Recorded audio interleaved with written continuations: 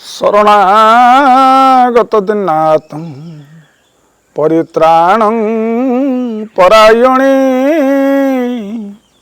सर्वसाते हरे देवी माँ शारदे देवी नमस्तुते। जय माँ शारदा। आजिकार नीतिवाणी आरंभ करने पूर्व मोर ये परिचय उपरे जानी रखि तांतु। मुई होची जने साधारण फिलोसोफर ये प्रवचक ये सुरेश महाली। केवल ये समाजर मंगल पाई आज आमे ये नीतिवाणी को शेयर करूचु। आपण मान को जदि ये नीतिवाणी भल लगुथबो आपण माने गोटे लाइक करी सब्सक्राइब कर दियंतु। अन्य मान को शेयर कले ये समाजर ये मंगल होबो। जलचर प्राणी माने आज्ञा अनेक अछंती। सेमाने सब जलरे रुहंती।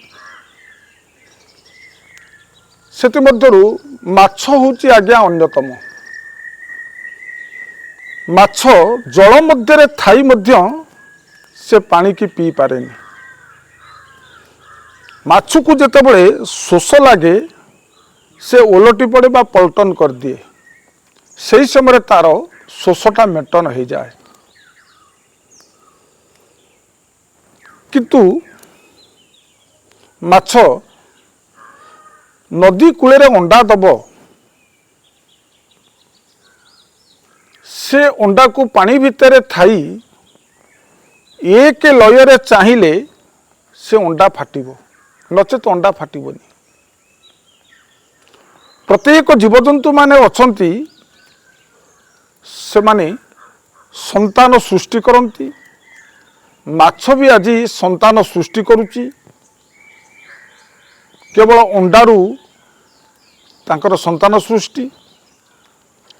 किंतु नदी कूले अंडा दब पानी भितर थाई से एक लय अंडा को चाहिए अंडाटी फाटे। माछ ये जगत को शिक्षा देला हे मनीष समाज मु जो भली भाव में एक लय अंडा को चाहिए अंडा को फटई दे पारिली से भली भाव में भगवान तुमको जोड़े चक्षु देइचंती। काहींकी देइचंती ना केवल भगवान को दर्शन करिया पाई। जदि भगवान को दर्शन जदि आमे ये न करि परिबा ये आखि थाई लाभ कौन। तेणु माछ आज शिक्षा दउची मु जो भली एक लय चाहिए अंडा को फटई दे पारिली हे मनीष तमें सही बड़ी सदा सर्वदा ये चक्षु दुईटी की भगवान को ऊपर लय रख। जेतेबेले भगवान को पाखे ये चक्षु दुईटी लय रही थाए आउ जो दिन भगवत दर्शन ये करि परिबो से दिन तुम जीवन धन्य हो जिवो एवं वैकुंठपुर एबा लाभ करिवो। यही थिला ये माछर समाज पाई शुभवार्ता। मनीष समाज को माछ आज भल शिक्षाटीए देगला। तेणु जदि आज ये नीतिवाणी आम यही शिक्षा लाभ करिबा ये चक्षु दुईटी की आमे जदि कौन सत्संग हो बा देव मंदिर हो यज्ञ हो बा साधु सन्तकर दर्शन लाभ हो जदि ये चक्षु दर्शन पाए ताले ये जीवन आमर धन्य हो जिवो। यही थिला नीतिवाणी ये निर्यास कथा।